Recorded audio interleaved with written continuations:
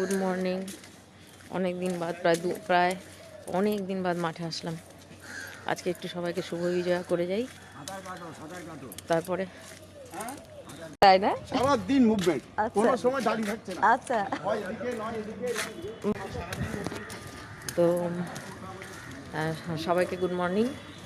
পুকুর পাড়ে জল দেখালাম আপনাদের। পুকুর পাড়ের জল শুকিয়ে গেছে, শুকিয়ে যায়নি, নেমে গেছে রাস্তা থেকে। কতদিন রাস্তায় ছিল বলে হাঁটা যায়নি। আমি এখন বিয়ে মাঠে যাচ্ছি। আমাদের সব পুকুর পাড়েই হাঁটে, কিন্তু এখন নেই দেখলাম। বিয়ে মাঠে যাচ্ছি, বিয়ে মাঠে দেখা করি, অনেকদিন দেখা হয়নি। একটু শুভ বিজয়া করে আসি, বেরোলাম।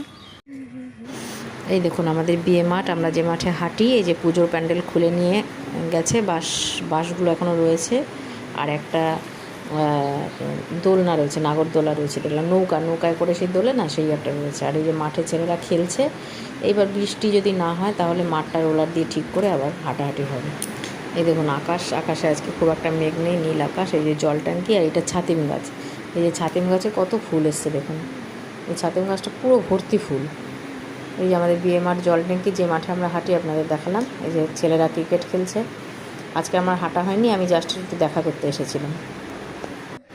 এই দেখুন আমাদের রাধা গোবিন্দ মন্দির, যে পুকুর পাড় বলি, সেই মন্দির পুকুর পাড়ের পুকুর, আর তার পাশে আশেপাশের যে ফ্ল্যাটগুলো রয়েছে তার প্রতিচ্ছবি কীরকম জলে পড়েছে, তার প্রতিবিম্ব, গাছের প্রতিবিম্ব প্লাস ফ্ল্যাটের প্রতিবিম্ব। কী সুন্দর লাগছে না, অপূর্ব লাগছে।